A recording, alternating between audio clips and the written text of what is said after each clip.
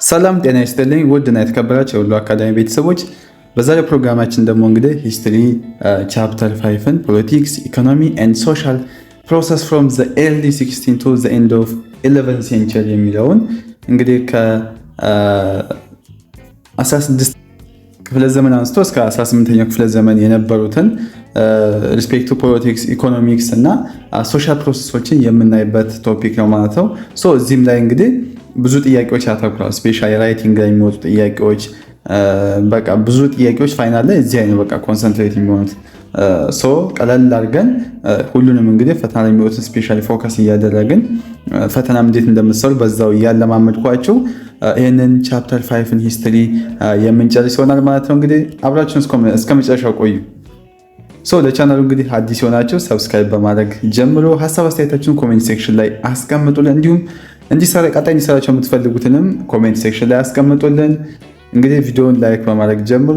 ዛሬ እንግዲህ የምናየው እንደነገርኳችሁ ከ16ኛው ክፍለ ዘመን መጀመሪያ አንስቶ እስከ 18ኛው ክፍለ ዘመን መጨረሻ ድረስ የነበሩት ወሳኝ ማህበራዊ፣ ኢኮኖሚያዊና ፖለቲካዊ ለውጦችን በጥልቀት የምናይበት ክፍል ነው። እንግዲህ እዚህ ላይ ወይም በእነዚህ ጊዜያት ውስጥ ኢትዮጵያ የታሪክ ለውጥ ወይም ትልቅ ለውጥ ውስጥ እንደነበረችና ወይም የታሪክ ለውጥ የታየባቸውም ለቀጣይ ዘመናት ደግሞ መሰረት የጣሉ ክስተቶች የተከናወኑበት ጊዜ ነበር ነው ይሄኛው።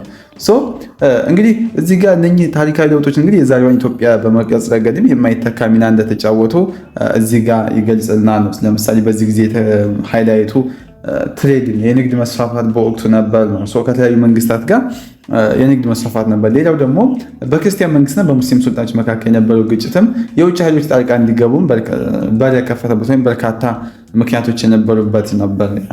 በዚህ ዘመን እንግዲህ የአፋር፣ የሶማሌ፣ የአርጎባ እና የኦሮሞ ህዝቦች ያደረጓቸው መጠነ ሰፊ እንቅስቃሴዎችን በዚያ ተጠቃሽ ናቸው። እነሱንም እናያለን ማለት ነው። በተጨማሪም ሌሎች እንግዲህ በኢትዮጵያና በአፍሪካ ቀንድ ውስጥ የነበሩ የተለያዩ ማህበረሰቦችና መንግስታት ታሪክም በስፋት የምናይበትና የምንዳስስበት ክፍል ነው። ሌላው ደግሞ እዚህ ጋር እንግዲህ ይህን ቻፕተር ከጨረሳችሁ በኋላ ማወቅ የሚጠበቅባቸው የዚህ ቻፕተር ኦብጀክቲቮች እዚህ ጋር አሉ ነው። እንግዲህ የመጀመሪያው በክርስቲያን መንግስትና በሙስሊም ሱልጣኖች መካከል የነበሩትን ግጭቶችና መንስኤያቸውን በደንብ ትለያላችሁ ነው እንግዲህ የመጀመሪያው። ሁለተኛው ደግሞ የፖርቹጋልና የቱርክ መንግስት በቀጠናው ግጭት ውስጥ ጣልቃ እንዲገቡ ያስገደዷቸው ሁኔታዎችን ተመረምራላችሁ። ምን ነበር? ፈተናም ላይ ይሄ ይመጣል። እንደዚህ የሚመጣው ሌላው ደግሞ ዋና ዋና የህዝብ እንቅስቃሴዎችና ህዝብ እንቅስቃሴዎችን የህዝብ እንቅስቃሴዎች ህዝቦችን እንዲቀላቀሉ አስተዋጽኦ ያደረጉ ነገሮች አሉ።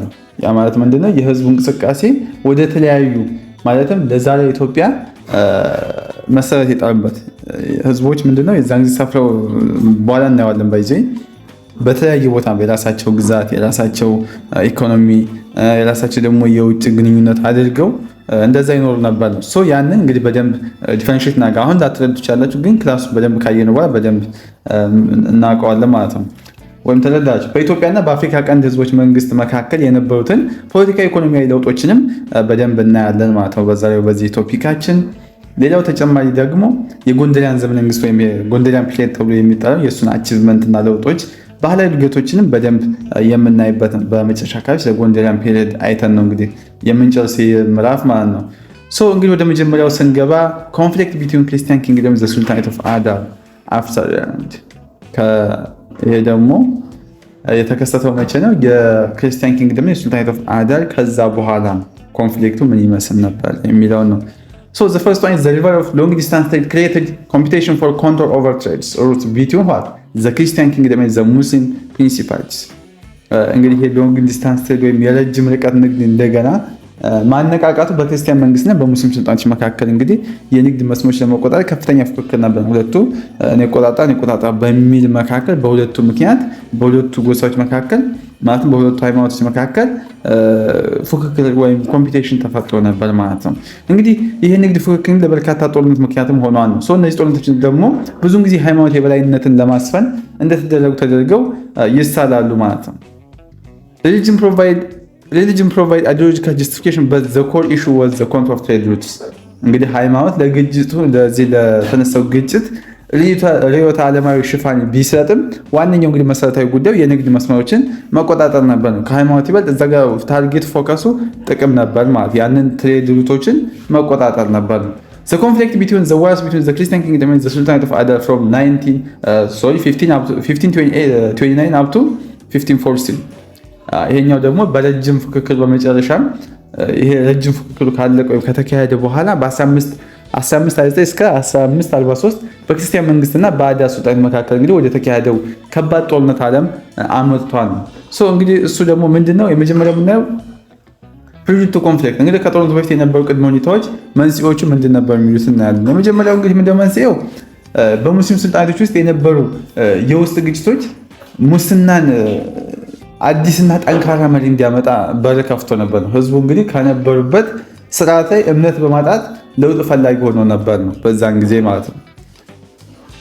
he was born as the Hubert between the Dridwa and Jijiga እንግዲህ የመጀመሪያው እዚህ ጋር የምናየው ይሄ ኢማም አህመድ ኢብን ኢብራሂም አልጋዝ ነውናስ ዘ ሌፍት ሃንድ ተብሎ የሚጠራው ወይም ይህ አዲስ አመራር የመጣው ግራኝ በመባል የሚታወቅ ወይም ኢብን አህመድ ኢብን አልጋዚ ወይም አህመድ ግራኝ ተብሎ የሚጠራው በጠንካራ ወታደራዊ አመራርና በሃይማኖት በሱ ስብከቱ ብዙ ተከታዮችን ማፍራት የቻለበት ነበር ነው። እንግዲህ እሱ ኢማም አህመድ እንግዲህ የተወለደው በድሬዳዋና በጅጅጋ መካከል በምትገኘው ሁበት በምትባል ቦታ ነው። እንግዲህ እሱ የተወለደው ማለት ነው። ሁበት በምትባል ቦታ የተወለደው ምናልባት ስለሱ ጥያቄ ላይ ከመጣ እንድታውቁት ማለት ነው። ሌላው ደግሞ after the God Abun days ኢማም አህመድ called the return devout teaching of Islam እንግዲህ ከገረድ አቡን ሞት በኋላ ኢማም አህመድ ህዝቡ እንግዲህ ወደ ትክክለኛው የእስልምና አስተምሮ እንዲመለስም ጥሪ አቅርቦ ነበር ነው። ከዚህ በመቀጠል እንግዲህ ፈንዳሜንታል የሆኑ ምናሉ ቼንጆች አሉ በዚህ ኮንፍሊክት ውስጥ እነሱን የምናይ ይሆናል ማለት ነው። the cause of the conflict shifted from trade route control እንግዲህ የግጭት መንስኤው እንግዲህ ከንግድ መስመር ቁጥጥር በላይ በመሆን መሰረታዊ ለውጦችንም አሳይቷል ነው። እንግዲህ እዚህ ጋር መጀመሪያው environmental pressure was a key factor as Afar Somali pastoralists sought better pastoral lands in the highlands ይሄ ደግሞ የአፋርና የሶማሊያ አርብቶ አደሮች ለከብቶቻቸው የተሻለ የግጦሽና መሬት ፍለጋ ወደ ደጋማ አካባቢዎች ለመስፋፋት ወይም ወደዛ ለመፈለግ ዋነኛ እንደ ጫና እንደነበረባቸው ነው። ምክንያቱም እነሱ ህዝቡ እየሰፋ ሲመጣ እዛ ያለው ለግጦሽ ለከብቶቻቸው ለሚያስግጡት ያ መሬቱ በጣም ሊሚትድ ስለነበረ ሌላ ለግጦሽ የሚሆን መሬት ፍለጋ ወደ ተለያዩ ቦታዎች ሄደው ነበር ነው። For centuries the Christian army had prevented lowlands pastoralists from expanding into the high plateaus እንግዲህ እዚህ ጋር እንደሚታወቀው ለዘመናት የክርስቲያኑ መንግስት ጦር ዝቅተኛ ቦታዎች ላይ የሚኖሩ አርብቶ አደሮች እንግዲህ ወደ ለምደጋ ቦታዎች እንዳይስፋፉ ሲከለክል ቆይቷል ነው። ይህ ሁኔታ እንግዲህ አርብቶ አደሩ ያ ማህበረሰብ እንግዲህ በዛ ዘንድ ቅሬታ ተፈጥሮ ነበር ነው። አርብቶ አደሮች ለምንድን ነው የምንከለከለው? ለምንድን ነው ወደዛ እንትን ማንለው የሚል እሳቤ አይምሯቸው ላይ ጫና ፈጥሮ ነበር ነው። Increased population and organized overgrazing intensified breeding and animal herding እንግዲህ የህዝቡ ቁጥር መጨመር የግጦሽ መሬት መመናመን ዝርፊያና የከብት ስርቆትንም አባብሶት ነበር ነው በዛን ሰዓት።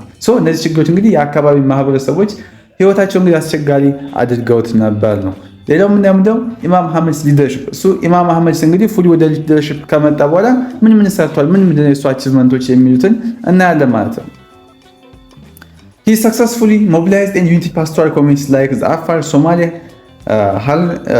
ሀርላ and ሀረር እንግዲህ ኢማም አህመድ እንደ አፋር፣ ሶማሌ፣ ሀርላ እና ሀረር ያሉትን አርብቶ አደሮች ማህበረሰቦች እንግዲህ በተሳካ ሁኔታ በማስተባበር አንድ ጠንካራ ኃይል መፍጠር ችሏል። የእነሱ አመራር እንግዲህ እነዚህ የተለያዩ ቡድኖች በአንድ ዓላማ ስር እንዲሰለፉም አስችሏቸዋል ነው። he convinced unity and exposed to the Christian kingdom resolve their material needs while defending Islamic doctrines ከዛ ምንድን ያደረገው የቁሳዊ ችግሮቻቸውን ለመፍታትና የእስልምና አስተምህሮቶችን ለመከላከል በሚል መፈክር ወደ ክርስቲያን መንግስቱ ግዛት እንዲስፋፋና እንዲዋጉ አሳምኗቸዋል። ይህ እንግዲህ ስኬት የሃይማኖት የኢኮኖሚ ፍላጎታቸው በማጣመር ከፍተኛ ተነሳሽነትም የፈጠረ ነው። ምክንያቱም ሪስፔክቱ ሃይማኖትም ሪስፔክቱ ከነሱ ችግር ወይም ከሚጋጥመለት ከዛ አንጻር ሁሉንም ሀሳቡን ተቀብለውት ነበር ነው። He gained acceptance Imam and as consolidated a power army እንግዲህ በመጨረሻም እንደ ኢማም ተቀባይነት በማግኘቱ በጣም ኃይለኛ ሰራዊት አደራጅቷል። እንግዲህ ሰራዊቱ በወቅቱ ከነበሩ ሰራዊቶች በተሻለ የውጊያ ስልትና ተነሳሽነት የታጠቀ ኃይል ነበር ነው። እንግዲህ በተቃራኒ እንግዲህ እነኚህ የሚዋጉት ያው ከክርስቲያን ኪንግደሙ ጋር ነው። የክርስቲያን ኪንግደሙ ደግሞ ምን ይመስል ነበር፣ የጦር ኃይላቸው ምን ይመስል ነበር የሚለው እናያለን ማለት ነው። So ልብነ ድንግል was interned as the only 11 years old። እንግዲህ በክርስቲያን መንግስት በኩል ደግሞ ልብነ ድንግል ገና በ11 ዓመቱ ዙፋን ላይ ወጥቶ ነበር ነው። ይህ ወጣት እንግዲህ ንጉስ ልምድ የሌለው መሆኑ ለመንግስቱ ፈተና ሆኖ ነበር ነው። ያን እንግዲህ ንጉስ ልብነ ድንግል በ11 ዓመቱ ስልጣን ይዞ ነበር ነው። Assisted by the early Queen Elaine and due to internal conflicts in Aden, the Christian state initially had the upper hand, making most Muslim sultanates. እንግዲህ በአጋርነቷ ደግሞ ንግስት እሌኒ ድጋፍና በአዳል ውስጥ በነበረው የውስጥ አለመረጋጋት ምክንያት የክርስቲያን መንግስት እንግዲህ መጀመሪያ የበላይነት ነበረው። በዚህ እንግዲህ አብዛኞቹ የሙስሊም ሱልጣናቶች ግብር እንዲከፍሉም አስገድዷቸው ነበር ነው። መጀመሪያ እንደዛ ተደርጎ ነበር። ከዛ ደግሞ እንግዲህ ዘዋርስ ቢግንስ ከዚህ ወዲያ እንግዲህ ጦርነቱ ሜዳ ይጀምራል ማለት ነው። እንግዲህ በ1550 እንደምታውቁት ኢማም አህመድ ግብር መክፈል ለማቆም የሚያስችል በቂ ኃይል አደራጅቶ ነበርና ይህም እርምጃ ቀጥተኛ ወደ ጦርነት እንዲገባ አድርጎታል ነው። he launched a campaign against the Christian kingdom in 1527 እንግዲህ በ1527 በክርስቲያን መንግስት ላይ መጠነ ሰፊ የሆነ ዘመቻ የጀመረበት ነው። ይህ ዘመቻ እንግዲህ ለቀጣዮቹ 14 ዓመታት ለዘለቀ ጦርነት መነሻ ነበር ነው። His army controlled territories like Bale, Dauro, Fetagar, Sidama, Hadia and Kambata። እንግዲህ ሰራዊቱ የሱ ሰራዊት በፍጥነት እንደ ባሌ፣ ዳውሮ፣ ፈንታጋር፣ ሲዳማ እና ሃዲያ በተጨማሪም ከምባታ ያሉ ግዛቶችን ተቆጣጥሯል ነው። በራሱ ግዛት ስር አስገብቷቸው ነበር። ይህ እንግዲህ ፈጣን ድል የሰራዊቱን ሞራል የገነባና የክርስቲያኑ መንግስት ያስደነገጠ ድል ነበር ነው የኛ የተፈጠረው። እንግዲህ in 1528 ልብነ ድንግል mobilized a vast army but faced logistical problems and a lack of common strategy። እንግዲህ በ1528 ልብነ ድንግል እንግዲህ ግዙፍ ሰራዊት አሰባሰበ። ነገር ግን በስንቅ አቅርቦት ችግር በወጥ ማለትም የውጊያ ስትራቴጂ እጦት ተቸግሮ ነበር ነው። የሰራዊቱ ብዛት እንግዲህ ብቻውን ለድል በቂ አልነበረም ነው። በዛን ጊዜ ፌስ ያደረገው ፕሮብሌም ይህ ነበር። ኢማም አህመድ's army was smaller but highly mobilized with excellent leadership, mobility, flexibility። እንግዲህ የኢማም አህመድ ሰራዊቶች ምንድን ናቸው? በጣም excellent leadership, mobility, flexibility and tactics ያላቸው ናቸው። ያ ማለትም አነስተኛ ቢሆኑ ከፍተኛ መነሳሳት፣ ምርጥ አመራር፣ ፈጣን እንቅስቃሴ እና ተለዋጭ የውጊያ ስልት የነበራቸው ነበሩ። እነዚህ ጥራቶች እንግዲህ በጦርነቱ ውስጥ እንግዲህ ወሳኝ ሚና ተጫውተው ያለፉ ነበር። decisive battle and conquest እንግዲህ የጦርነቱና ኮንከስቱ ምን ይመስላል? The Christian army was decisively defeated at the Battle of Shimbrakure in 1528 near the modern day of Mojo። እንግዲህ በክርስቲያን መንግስት ሰራዊት በ1529 እንግዲህ በሽምብራኩሬ ጦርነት በአሁኗ ሞጆ አቅራቢያ እንግዲህ ከባድ ሽንፈት አስተናግዷል። የጦርነት እንግዲህ በታሪክ ውስጥ ትልቅ የለውጥ ምዕራፍ የከፈተ ክስተት ነበር።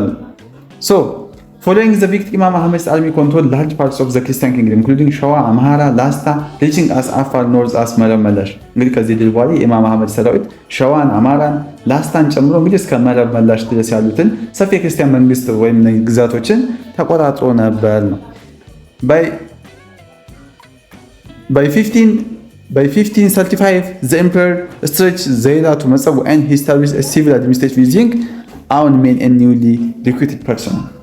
እንግዲህ በ1535 ደግሞ የግዛቱ ስፋቱ ከዘይዳ እስከ ምጽዋ ድረስ ተንሰራፍቶ ነበር ነው። እሱም እንግዲህ የራሱን ሰዎችና አዲስ የተቀጠሩ ሰዎችን በመጠቀም የሲቪል አስተዳደር ዘርግቶ ነበር ነው። እንግዲህ በዚህ ጊዜ ሌላው እንግዲህ ደግሞ ኬ ፊገር ነው። እዚህ ጋር ባቲ ዲ ውምብራ የምትባለች እንግዲህ በዚህ ጦርነት ላይ እንግዲህ ባቲ ዲ ውምብራ የምትባለው እንግዲህ የአህመድ ግራኝ ሚስት ማለት she was the wife of Ahmed and daughters of military commander named Mahfuz። እሷ እንግዲህ የኢማም አህመድ ባለቤትና ማህፉዝ የተባለ የጦር አዛዥ ልጅ ነበር። የሱ ልጅ ነች፣ የማህፉዝ ልጅ ናቸው። እንግዲህ ማህፉዝ ከሞተ በኋላ ነው እንግዲህ እሷን አግብቶ እሱም አህመድ ግራኝ ወደ ስልጣን የመጣ ነው። እንግዲህ በባለቤቷ ዘመቻ ውስጥ እንግዲህ ትልቅ ሚና ተጫውታለች ነው። እንግዲህ የመጀመሪያው ሚናዋ ምንድነው? she encountered her husband to avenge father's death። እንግዲህ አባቷ በክርስቲያን መንግስት ጦር ከተገደለ በኋላ ባለቤቷ እንግዲህ የአባቷ ሞት እንዲበቀል ታበረታታው ነበር ነው፣ የአባቷን ደም እንዲመልስ። She accompanied him on his expeditions, even delivering 2 sons during the campaigns in 1531 and 1533። እንግዲህ በሁሉም ዘመቻዎች ላይ አብረው የተጓዘችው እንግዲህ በ1531 እና በ1533 በዘመቻ እያሉ 2 ወንድ ልጆቿን ወልዳለች ነው። እንግዲህ በዛ በዘመቻ እያሉ ነበር እሷ 2 ወንድ ልጅ ወለደችው ማለት ነው። So the Christian kingdom response and foreign interventions አሁን ደግሞ እዚህ ጋር የምናየው ክርስቲያን ኪንግደም ሪስፖንስ እና የውጭ ጣልቃ ገብነት ምን ይመስላል። ልብነ ድንግል retreated and died as a fugitive in 1540 እንግዲህ ልብነ ድንግል እየሸሸ በ1540 እንግዲህ በስደት ላይ ያለ ያው ህይወቱ አልፏል ነው። እሱ እንግዲህ በ1540 ላይ ሞቷል ነው። His successor Galaudius 1540 up to 59 continues the war and now facing Turkish Muscaters aligned within Imam Ahmed የእሱ ተተኪ እንግዲህ ጋላውዲዮስም ከ1540 እስከ 1559 ጦርነቱ እንግዲህ የቀጠለ ሲሆን በዚህ ጊዜ እንግዲህ ከኢማም አህመድ ጋር የነበሩት የቱርክ ጠመንጃ አንጋቾችም እነሱን መጋፈጥ ነበረበት። ምክንያቱም ከነሱ ጋር ከኢማም አህመድ ጋር አንድ አይነት ሆነው ስለነበር ማለት ነው። ሶ እንግዲህ ከ1535 ጀምሮ በቀረበ ጥያቄ መሰረት እንግዲህ በ1541 በክሪስቶፈር ዳጋማ ወይም የቫስኮ ዳጋማ ልጅ የሚመሩ 400 የፖርቹጋል ወታደሮች እንግዲህ ደርሰዋል። ይህም እንግዲህ የውጭ እርዳታ የጦርነቱን ሚዛን ለመቀየር ወሳኝ ነበር ማለት ነው። ያ ማለት እንግዲህ 400 የፖርቹጊዝ ጦሮች እንግዲህ ተልከዋል ወይም መጥተዋል ማለት ነው እዚህ ጋር። ሶ in August 1542 the Christian army was defeated in Ofla southern Tigray and Christopher Dagam was beheaded እንግዲህ በነሐሴ 1542 የክርስቲያን ሰራዊት በአፍላ ደቡብ ትግራይ እንግዲህ ተሸነፈ። ክርስቶፈር ዳጋማም እንግዲህ አንገቱ ተቀልቶ ነበር። እሱም የዛን ጊዜ በዚህ ቦታ ቢሄድ አንገቱ እንደ ተቀልቶ ነበር። እዚህ ኦፍላ ላይ ሳውዘርን ትግራይ ላይ ተሸንፏል ማለት ነው።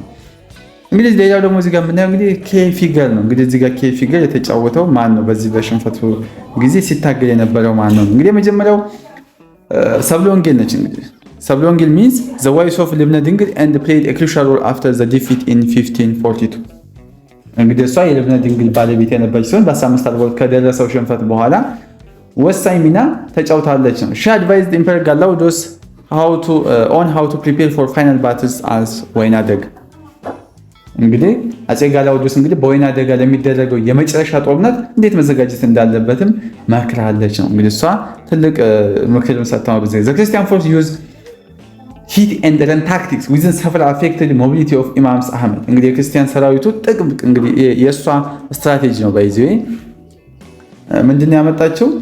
ብቅ ጥልቅ ወይም ሂት ኤንድ ረን መተህ ሩጥ ወይም አጥፍተህ አመልጥ የሚል የውጊያ ስልት በመጠቀም የኢማምን ሰራዊት እንቅስቃሴ እንግዲህ በእጅጉ ጎድቶት ነበር። ጀስት ምንድነው የተደረገ የዛን ጊዜ ውጊያው ቀጥታ የኢማም አህመድ ማለትም የአህመድ ጊላኝ ጦር በጣም የሰለጠነ ታክቲክ ያለው ኳሊቲ ያለው ጦር ስለነበረ በተጨማሪም ደግሞ እነኚህ እንትኖች ተርኪሾችም አብረው ስለነበሩ በጣም ፊት ለፊት ገጥሞ ለማሸነፍ ከባድ ነበር። ሶ የነደፉት ስትራቴጂ ምንድነው? መቶ ማምለጥ ነው። እነሱ መቶ ማምለጥ አይነት ሲስተም ሂት ኤንድ ረን ስትራቴጂ ነው እንግዲህ የነደፉት ማለት ነው። ሶ ይሄ ስትራቴጂ እንግዲህ የኢማምን ሰራዊት እንቅስቃሴ በእጅጉ አደጋ እየጣለ የጎዳ ነበር ማለት ነው። On February 25, 1540 at the Battle of ወይናደጋ near Lake Tana, Imam Ahmed was attacked and killed እንግዲህ በየካቲት 25 1543 ከጣና ሐይቅ አቅራቢያ በወይናደጋ በተደረገው ጦርነት ኢማም አህመድ እንግዲህ ተከቦ ተገድሏል። እንግዲህ ገለውታል ማለት ነው። aftermath of the war እንግዲህ ከጦርነቱ በኋላ ደግሞ ምን ነበር? So Galaudius restored control over most of the northern and central plateau እንግዲህ ጋላውዲዮስ አብዛኛው የሰሜንና የማዕከላዊ ደጋማ ቦታዎች መልሶ ተቆጣጥሮ ነበር። መጀመሪያ በእነሱ ቁጥጥር በድንግል ቁጥጥር ቢሆንም በኋላ ጋላውዲዮስ ማለትም ኢማም አህመድ ወይ መሐመድ ጋር ካሸነፈ በኋላ በራሱ ቁጥጥር አድርጓቸው ነበር። ሶ እነሱ ደግሞ ሂት ኤንድ ረን በሚል ስትራቴጂ ማለትም የዚች የሰብለ ወንጌል የእሷ ስትራቴጂ እሱን ስደግፈው የነበረች ባይዚ ሰብለ ወንጌል የልብነ ድንግል ሚስት ነች። ባይዚ እሱ ግን በ1540 ላይ በኮብልሎ እንዳለ በዛው ህይወቱ አልፏል። ህይወቱ ካለፈው በኋላ እንግዲህ ጋላውዲዮስ ወደ ስልጣን መጥቷል። ጋላውዲዮስን ደግሞ በሐሳብም በምን ትደግፈው ታግዘው ስትራቴጂዎችን ትነድፍለት የነበረችው የልብነ ድንግል ሚስት እቺ ሰብለ ወንጌል ነች ማለት ነው። ሶ ሂት ኤንድ ረን የሚለው ስትራቴጂ ያመጣችው ሰው እንግዲህ እሱም እንዲያሸንፍ ያደረገችው እዚህ ዘባተ ወይናደጋ እንዲሸነፍ እና የአህመድ ጦር ሙሉ ለሙሉ ኮንትሮል እንዲያደርግ ስትራቴጂዎችን ያመጣችው እንግዲህ እሷ ነች ማለት ነው። ሶ እንግዲህ ከጦርነቱ በኋላ ሙሉ ለሙሉ እንግዲህ ጋላውዲዮስ አብዛኛው የሰሜንና የማዕከላዊ ደጋማ ቦታዎች መልሶ መቆጣጠር ችሏል። he was trying to watch the Muslim communities to promote national conciliations እንግዲህ ብሔራዊ እርቅን ለማምጣት በሙስሊም ማህበረሰቦች ላይ እንግዲህ ቸርነትን አሳይቷል ነው። እንደዚሁ የሆነ ወይ ግድያ መጥፎ ነገር ሊያደርግ አልፈለግም። ጀስት በእርቅ ሁሉ ነገር እንዲፈታ ነበር የፈለገው ነው። he established a strong Christian kingdom by the early 1550s the Cambridge ጨዋ or regiments in border areas የሚገርማችሁ ነገር በ1550ዎቹ መጀመሪያ ላይ በድንበር አካባቢዎች እንግዲህ ጨዋ ወይም ጨዋ የሚባል ክፍለ ጦር በማስፈር ጠንካራ የክርስቲያን መንግስት መስርቶም ነበር ነው። እንግዲህ ነገር ግን ከአዳል ከኦቶማን ቱርኮች ከጁስቲዎች እና ከኦሮሞ መስፋፋት ጋር አዲስ ፈተናዎች ገጥሞታል። እዛን ጊዜ እንግዲህ እነኚህ ነበር however the new challenge arose from the retreating soldiers at Zadar, the Ottoman Turkish and the Jesuits and the Oromo advance. በእነኚህ ምክንያቶች እንግዲህ አዲስ ፈተናዎች መተውበት ነበር ነው።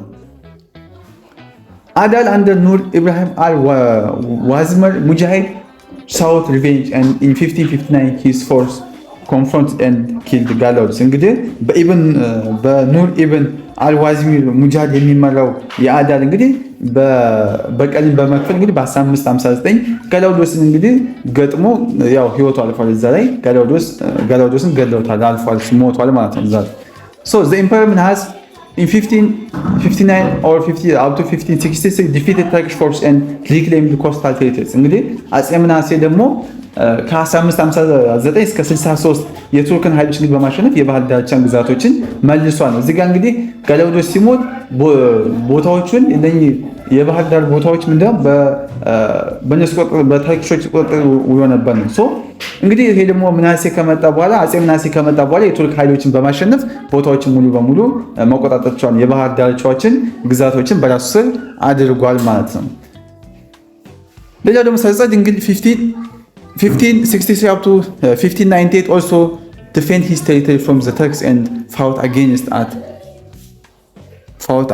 what አገው፣ ጉምዝ፣ ቤተ እስራኤል፣ ሲዳማ፣ ኢናራ and ኦሮሞ።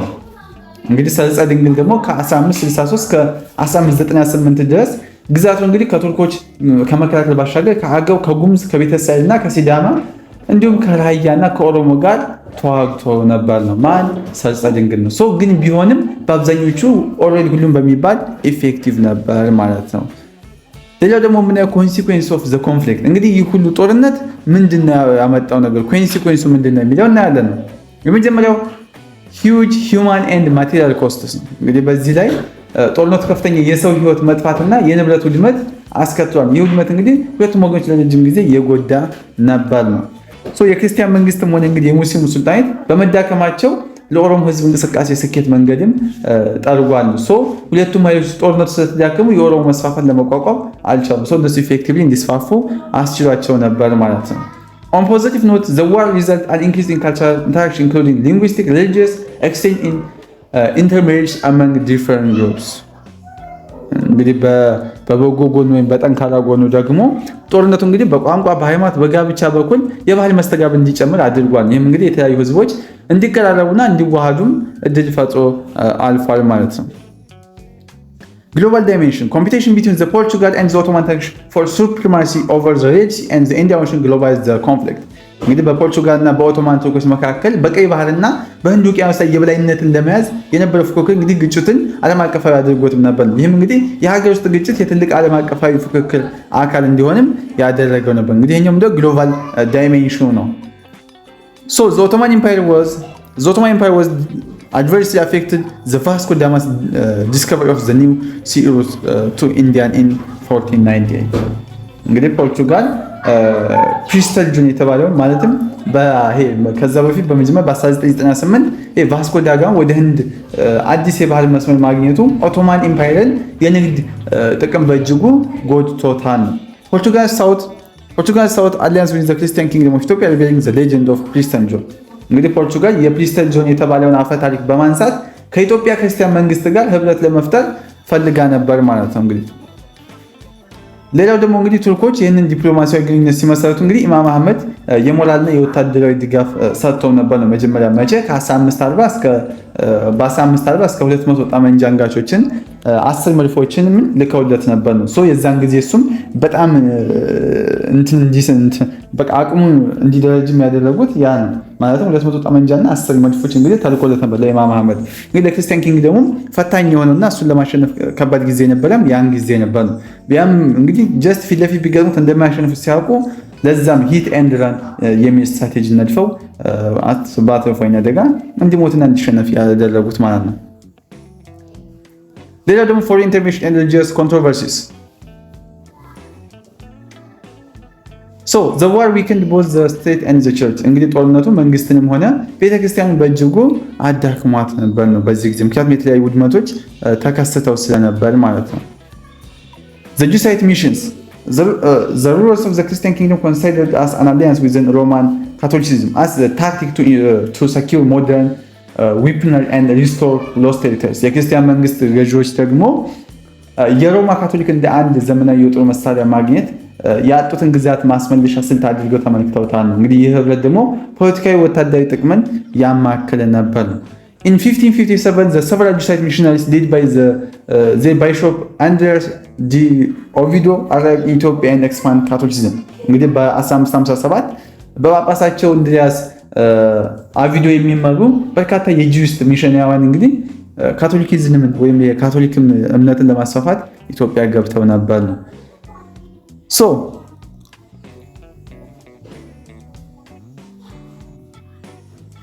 the Jesuits promoted to Catholicism of two separate natures of Christus, divine and humans. This was the contemporary Misophist theology of the Ethiopian Orthodox Church.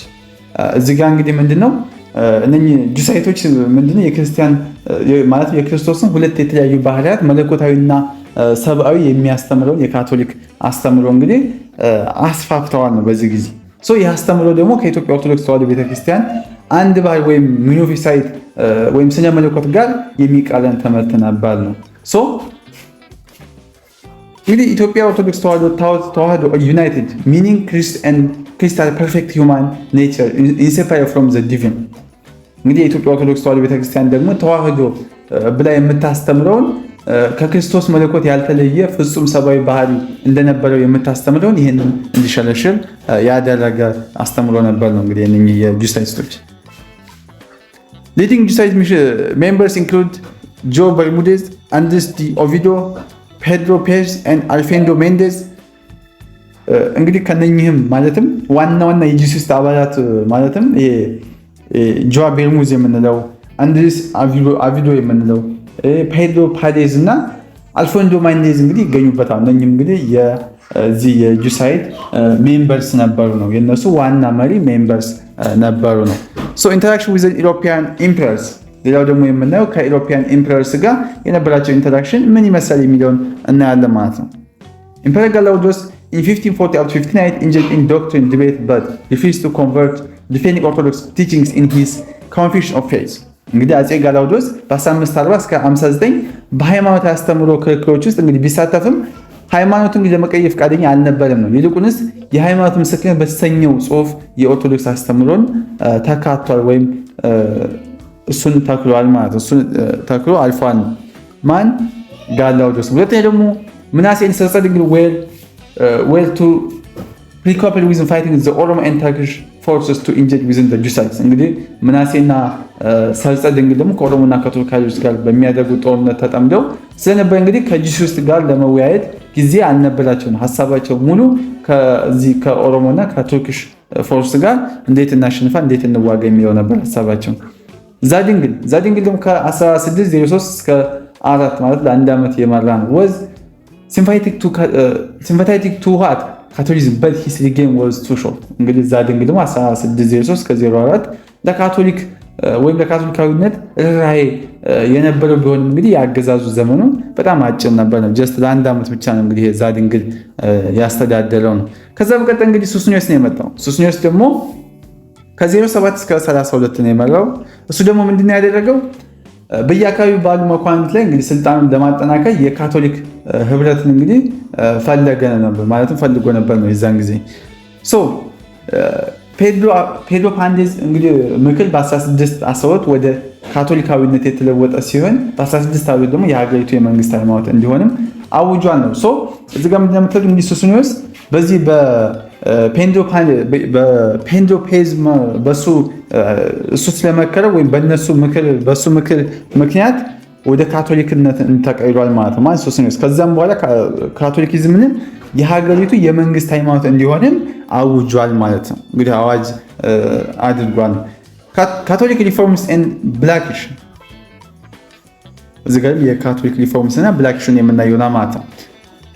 Alfonso Mendes, another Spanish Jesuit, ordered harsh reforms within the Suños consist. እንግዲህ ሌላኛው ስፔናዊ ጂሱስ እንግዲህ አልፎንሶ ሜንዶዝ በሱፊኒስት እንግዲህ ፈቃድ ከባድ የሆኑ ማሻሻያዎችን አዘዘ ነው። ከባድ የሆኑ ምን ማሻሻያዎቹ ከባድ ነበሩ ነው። የመጀመሪያው እንግዲህ reconservation of the Orthodox priests and rebaptism of masses እንግዲህ የኦርቶዶክስ ቄሶችን እንደገና እንዲቀድሱና ህዝቡ እንደገና እንዲጠመቅም ታዞ ነበር ነው። ሌላ ሁለተኛው ሐሳብ ደግሞ ምንድነው? የወንድ ልጅ ግርዛት እንግዲህ ሰንበትን ማክበር የመሳሰሉ የብሉይ ኪዳን ልማዶችን እንዲቆሙም ተደርጎ ነበር ነው። የኛው ኦፊሻል እንግዲህ የካቶሊክ እምነት ኦፊሻል ተደርጎ ሲወሰድ ወይም ሱስኒዮስ እንደ የመንግስት ሃይማኖት አድርጎ ከተቀበለ በኋላ ማለት ነው። ሌላው ደግሞ prohibitions of the preaching Jews fasting on the Wednesdays and Fridays and revenge for Ethiopian saints and the Ark of the Covenant or ታቦት እንግዲህ በግዕዝ መስበክ ረቡዕና ዓርብ መጾም እንዲሁም ለኢትዮጵያን የቅዱሳን ለታቦት ክብር መስጠት ተከልክሎ ነበር ነው በዚህ ጊዜ። He ordered the eating of pork and adoption of the Latin Mass and Gregorian calendar እዚህ ጋር ደግሞ የአሳማ ስጋ እንዲበላ እንዲሁም ደግሞ የላቲን ስርዓት ቅዳሴና የጎርጎሪያን ካላንደር ስራ ላይ እንዲውልም አዟል ማለት ነው። ሌላው ደግሞ ሪፎርምስ lead to widespread revolt by the nobility and clergy እነዚህ ማሻሻያዎች እንግዲህ በመኳንንቱና በቀሳውስቱ ዘንድ ሰፊ አመፃን አስነስተው ነበር ነው። even the emperor's son Fasilides was opposed ሌላው እንኳን ቢቀር የንጉሱ የሱስኒዮስ ልጅ ፋሲሊደስ እንኳን ሳይቀር እነዚህን ለውጦች ተቃውሟል ነው። ምክንያቱም እሱ የዛን ጊዜም ሃይማኖቱን እንደዚህ ነገሮች እንዲደረጉ አይፈልግም፣ አባቱን ይቃወም ነበር ነው። By 1625 the state was the verge of collapse እንግዲህ በ1925 መንግስት ሊፈርስ ደርሶ ነበር ነው። ከዛም በመቀጠል እንግዲህ በአዘባት ጁን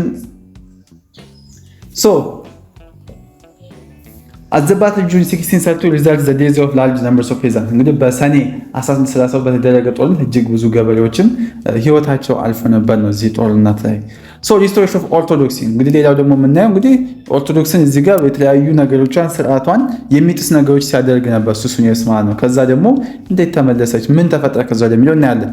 ሱስኒዮስ abdicated in favor of his son Fasilides in 1632 up to 67 እንግዲህ ሱስኒዮስ ለልጁ ለፋሲለደስ ስልጣኑን ለቋል ነው የዛን ጊዜ። ከዛ ደግሞ ሱስኒዮስ Fasilides immediately restored the Ethiopian Orthodox Church as a state religion, expelled Jesuits and punished local converts ምንድን ነው ያደረገው ፋሲለደስ?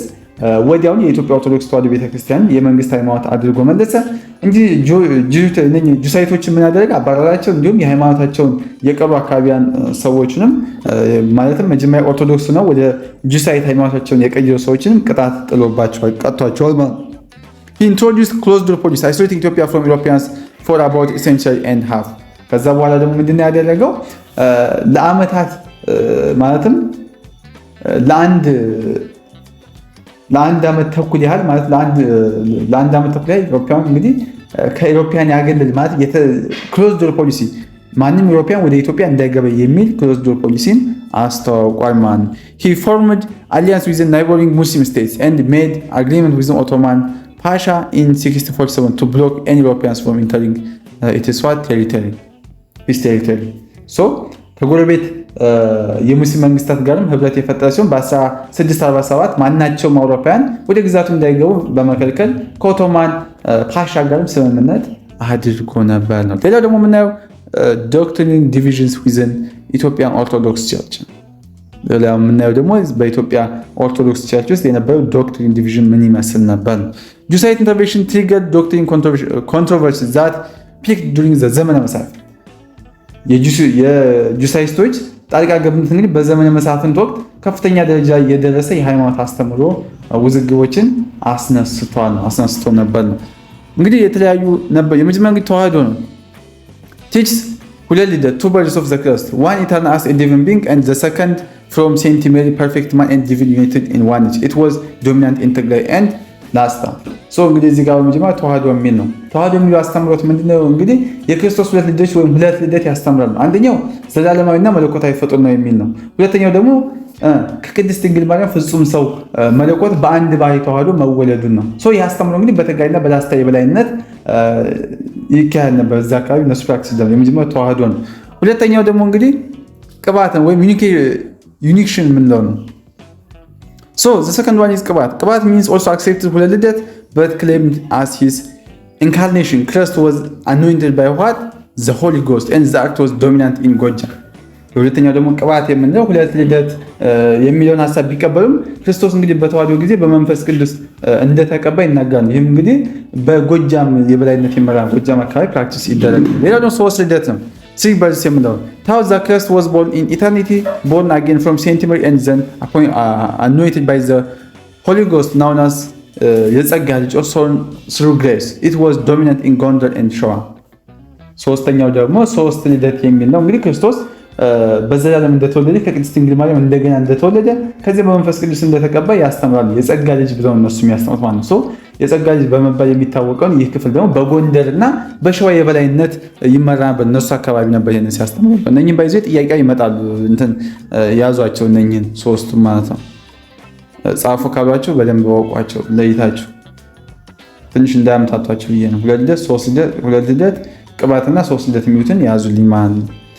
ሌላ ደግሞ ፖፑሌሽን ሙቭመንት ነው። እንግዲህ እዚህ ጋር የምናየው ደግሞ የሰዎች ፖፑሌሽን ሙቭመንት ምን ይመስል ነበር ነው። እንግዲህ ደግሞ የዛን ጊዜ ፖፑሌሽን ሙቭመንት ሃቭ ቢን ክሩሻል ኢን ሃፕኒንግ ሂስትሪ ኦፍ ኢትዮጵያ ኤንድ ዘ ሆል።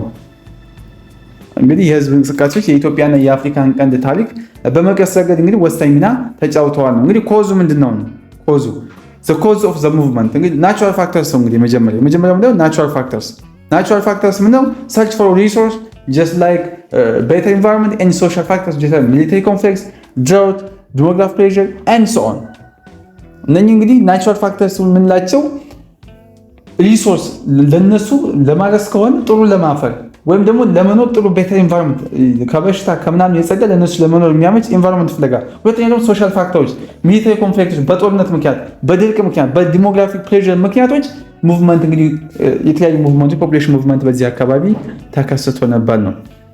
ሶ ኢፌክት ኦፍ ኢንቴግሬሽንስ። ሌላ ደግሞ ኢንቴግሬሽንስ የምንለው ደግሞ ምንድነው?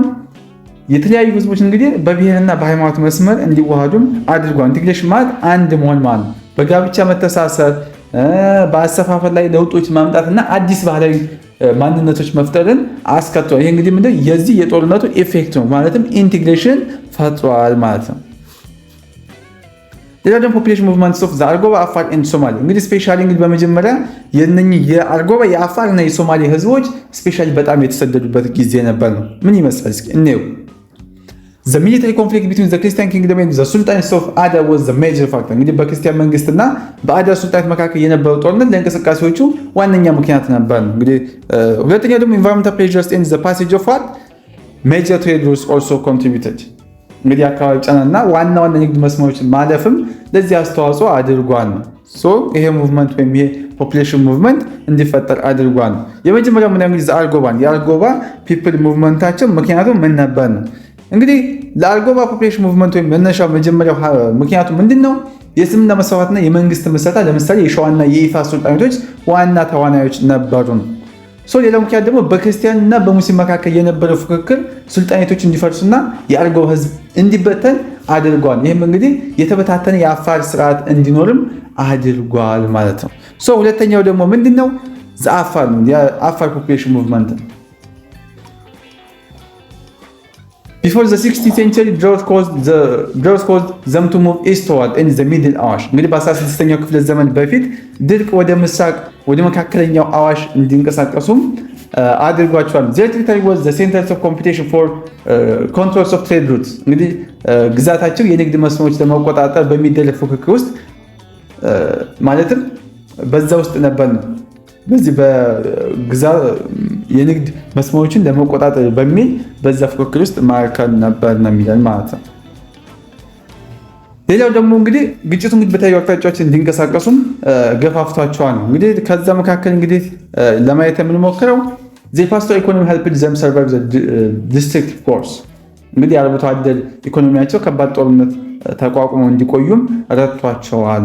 ይህም እንግዲህ አንዱ የዛ ነው። ግጭቱ እንግዲህ በተለያዩ አቅጣጫዎችም እንዲንቀሳቀሱም ገፍቷቸዋል። ያ ማለት እነሱ የሚፈልጉት ሪሶርስ ባለበት አቅጣጫ ሁሉ ሙቭ እንዲያደርጉ አድርጓቸዋል ማለት ነው። እንግዲህ የአፋር ነው። እንግዲህ ሌላው ደግሞ የምናየው ሶስተኛው የሶማሌን ነው። Their territory also ሌይ አሎንግ ሜጀር ትሬድ ሩትስ እንግዲህ የአክሱም ግዛት በዋና ዋና የንግድ መስመሮች ላይም ይገኝ እንደነበር ተገልጿል ማለት ነው። ኢንቫይሮንመንታል ፕሬዠር ዋዝ ዘ ፋክተር ኢቭን ቢፎር ዘ 6th century ዋርስ እንግዲህ በ16ኛው ወይም ከ16ኛው ክፍለ ዘመን ጦርነቶች በፊትም የአካባቢ ጫና ነበር ነው የሚለን እንግዲህ እዚህ ሶማሌ ላይ። The Somali population movement was a strong force behind Imam Ahmad's military strength እንግዲህ የሶማሌ ህዝብ እንቅስቃሴ ኢማም አህመድ ወታደራዊ ጥንካሬ በስተጀርባ ያለ ትልቅ ኃይል ነበር ነው። So after the Imam Ahmad's defeat in 1543 they returned to their home base እንግዲህ በ1543 ኢማሙ ከተሸነፈ በኋላ ወደ ቀያቸውም ተመልሰው ነበር ማለት ነው። እንግዲህ ሂስትሪ ፓርት 1 የነበረን ቆይታ ይህን ይመስል ነበር። እንግዲህ ቪዲዮውን ላይክ አድርጉ፣ ሁሌ ላይክ አድርጉ ማለት እኛም ይደብራልና ቪዲዮውን ላይክ አድርጉት። ሀሳብ አስተያየታችሁ ደግሞ ኮሜንት ላይ ጻፉልን። ሰው እኛን ልታግዙ የምትችሉት ቻናሉን ሰብስክራይብ በማድረግ ቪዲዮውን ላይክ በማድረግ ሀሳብ አስተያየታችሁ ኮሜንት ላይ በመጻፍ ብቻ ስለሆነ እንደዛ አድርጉኝ። ቀጣይ እንዲሰራ የምትፈልጉትንም ኮሜንት ሴክሽን ላይ ጻፉልን። እንግዲህ በቀጣይ ደግሞ የምንገናኘው ዘ ገዳ ሲስተም ኤንድ ኦሮሞ ፖፑሌሽን ሙቭመንት የሚል ነው። እዚህ ጋርም እንግዲህ ብዙ ጥያቄዎች ይወጣሉ። ይሄ እንዳይበዛባችሁ እንዳትደክሙም እናንተ በቀጣይ ፓርት ገዳ ሲስተም ኤንድ ኦሮሞ ፖፑሌሽን ሙቭመንት የሚለውን እንማማራለን ማለት ነው። ሶ እንግዲህ በቀጣይ ፓርት እስክንገናኝ ድረስ ቸር ሰንብቱልን። አስደሳች ዜና! ካሁን በኋላ ለሚድና ፋይናል ፈተና መጨናነቅ ቀረ። ካሁን በኋላ ይሄ ኮርስ ከበደ ማለትም የለም። ሉሉ አካዳሚ በሳይንሳዊና በተቀላጠፈ መንገድ ትምህርትን ወደ ላቀ ደረጃ የሚያደርስና ጊዜዎትን የሚቆጥብ ልዩ የትምህርት ፓኬጅ አዘጋጅቶሉት ሁሉም ኮርሶች በደንብ በጥራት ተብራርተው በተሰሩ ቪዲዮዎች አማርኛና እንግሊዘኛ ኖት፣ ኩዊዝ፣ የተለያዩ የሁሉም ዩኒቨርሲቲ ሚድና ፋይናል ፈተናዎች ከነመልሶቻቸው፣ የሲኒየር ተማሪዎች ምክር፣ ሜንቶርሺፕ እነኚህን ከላይ የተዘረዘሩትን ሁሉንም በአንድ ፓኬጅ በቴሌግራም ቻናላችን ሉሉ አካዳሚ ላይ በፕራይቬት ክላስ ተዘጋጅቶ ይጠብቁታል። ከእርሶ የሚጠበቀው አንዴ ብቻ ተመዝግበው ሙሉ ሴሚስተሩን መማር ብቻ ነው። ሉሉ አካዳሚን ብቸኛ የሁል ጊዜ ምርጫው ስላደረጉ እናመሰግናለን።